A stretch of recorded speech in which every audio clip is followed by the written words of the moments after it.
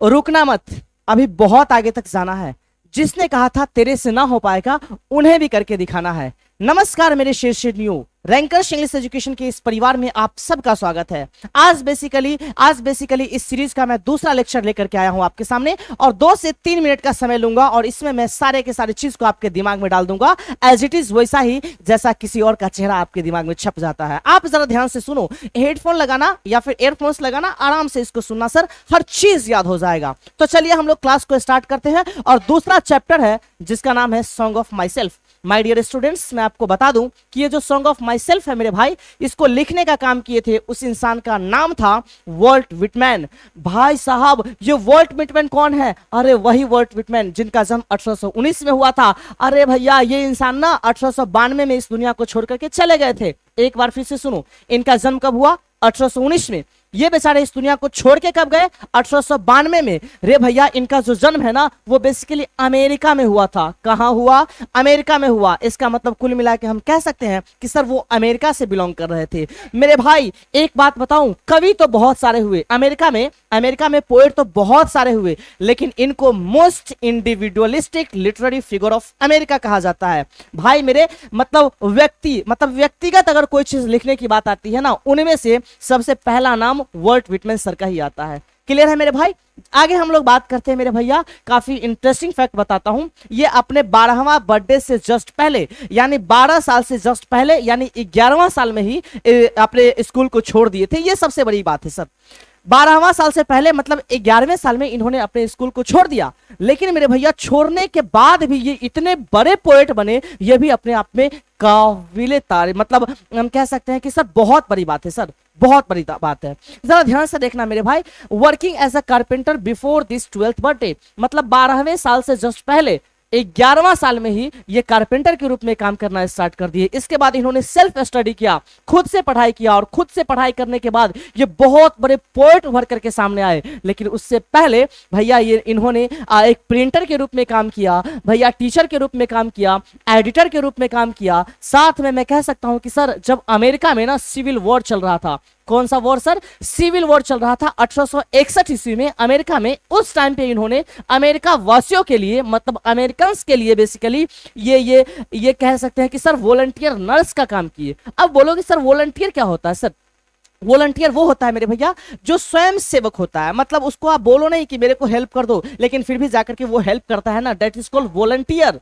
मतलब स्वयं सेवक जो वहां पे सेवा करने का काम करेगा सर, उसी को हम लोग वॉलंटियर बोलेंगे। तो 1861 ईस्वी में जब अमेरिका में सिविल वॉर चल रहा था, उस केस में या फिर उस टाइम पे इन्होंने वॉलंटियर के रूप में काम किए। यहां तक क्लियर होगा? आगे हम लोग बात करते हैं भैया, उनको बेसिकली पीपल्स पोएट कहा जाता है। तुम्हारे दिमाग में एक बात आएगा कि सर पीपल्स पोएट का मतलब क्या? भाई मेरे, पीपल्स पोएट का मतलब ये होता है जो लोगों के बारे में लिखता है, लोगों के दर्द के बारे में लिखता है, लोग एक एक लोगों के पास कितनी समस्याएं हैं, तो उनको सुन करके उनके बारे में कुछ एक्सप्रेस करना, that is called people's poet. रे मेरे भाई, सॉन्ग ऑफ माई सेल्फ को लिखने वाले ये जो वॉल्ट विटमैन है, ये बेसिकली काफी ज्यादा एटीट्यूड वाला इंसान है सर, काफी ज्यादा एटीट्यूड, इनके अंदर भर भर के एटीट्यूड पड़ा हुआ है। तुम बोलोगे ये बात आप कैसे बोले सर? तो एक बात बताऊं, ये जो बोलते हैं ना, ये बोलते हैं कि सर मैं खुश रहने के लिए मुझे किसी चीज की जरूरत नहीं पड़ती, मुझे दूसरे किसी इंसान की जरूरत नहीं पड़ती, मैं अकेले खुश रह सकता हूं। ये बोलते हैं कि मुझे किसी गीत को गाने के लिए, मुझे डांस करने के लिए किसी डीजे की जरूरत नहीं पड़ती, किसी माइक की जरूरत नहीं पड़ती, मैं खुद में गीत गाता हूं सर, मैं खुद में खुशियां मनाता हूं, मुझे किसी भी चीज की जरूरत नहीं पड़ती। थोड़ा सा इसके अंदर एटीट्यूड ज्यादा है सर। लेकिन एक बात बोलूं, रियल बात यह है ना कि इनके जैसा एटीट्यूड हर एक इंसान को होना चाहिए। अकेले रहना सीखो सर, अकेले जीवन जीना सीखो। पता ना कब कौन इस बीच सफर में साथ छोड़ दे, ये भी बहुत बड़ी बात होती है, ठीक है ना? तो इन सब चीज को देखते हुए आप अकेले रहना सीखो, ये सबसे बड़ी खासियत है। इसलिए ये पोएट जो है मेरे को बहुत ज्यादा पसंद है। क्यों पता है? इसके पीछे का रीजन ये है कि ये अकेले रहना ज्यादा पसंद करते हैं और अकेले हर काम करते हैं सर, ये सबसे बड़ी बात है। आगे देखो, इनके द्वारा बहुत सारी बुक्स लिखी गई थी मेरे भैया, उनमें से कुछ बुक्स काफी ज्यादा फेमस हुए थे। और इनका जो पहला बुक था, जिनका नाम था लीव्स ऑफ ग्रास, ये जो लीव्स ऑफ ग्रास है मेरे भैया, इस बुक को जब पब्लिश करना था इनको ना, तो इनके पास कोई भी पब्लिकेशन नहीं मिल रहा था, इनको कोई पब्लिकेशन नहीं मिल रहा था। इनको खुद से पैसा लगा करके इस बुक को पब्लिश किए, और ये जो पब्लिश हुआ था माय डियर, वो हुआ था 1855 में। दूसरा इनका जो काफी ज्यादा फेमस बुक था उसका नाम है ड्रम टैप्स, जो कि पब्लिश हुआ था 1866 में। दोनों क्वेश्चन इंपॉर्टेंट है सर, एक बार फिर से सुनो।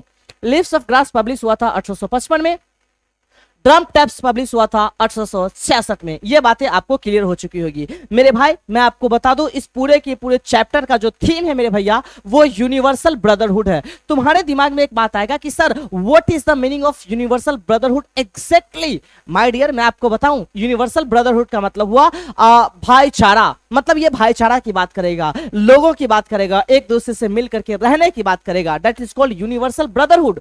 मैं आपको एक इंटरेस्टिंग फैक्ट बताता हूं सर, ये जो सॉन्ग ऑफ माई सेल्फ पूरा का पूरा जो चैप्टर है, एक बार फिर से सुनो सर, ये जो सॉन्ग ऑफ माई सेल्फ पूरा का पूरा जो चैप्टर है मेरे भैया, ये बेसिकली बहुत लंबा चैप्टर है, बहुत लंबा। इसमें कुल मिला के 52 सेक्शंस है। कितने सेक्शंस मेरे भाई? 52 सेक्शंस है मेरे भैया। लेकिन इसमें से सबसे पहला सेक्शन उठाकर लाया गया है जिसका नाम है सॉन्ग ऑफ माई सेल्फ, और इसमें केवल और केवल 13 लाइन्स है। आप सुनो, ये पहला सेक्शन है जिसमें 13 लाइन्स है, और टोटल इसमें कितने सेक्शंस है माय डियर? तो टोटल इसमें 52 सेक्शंस है।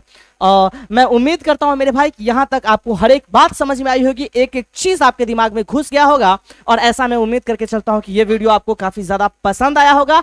अगर ये वीडियो पसंद आया है तो वीडियो को लाइक करो, अपने दोस्तों को भी शेयर करो। अगर आप नए आए हो तो इस चैनल को सब्सक्राइब करो, ताकि आपको अच्छी ऐसी वीडियो आपके एग्जामिनेशन के लिए एकदम जेन्युइन वीडियो मिलती रहे, जेन्युइन क्लास मिलती रहे। मिलेंगे हम लोग फिर अगले क्लास में, तब तक के लिए जय हिंद एंड बाय।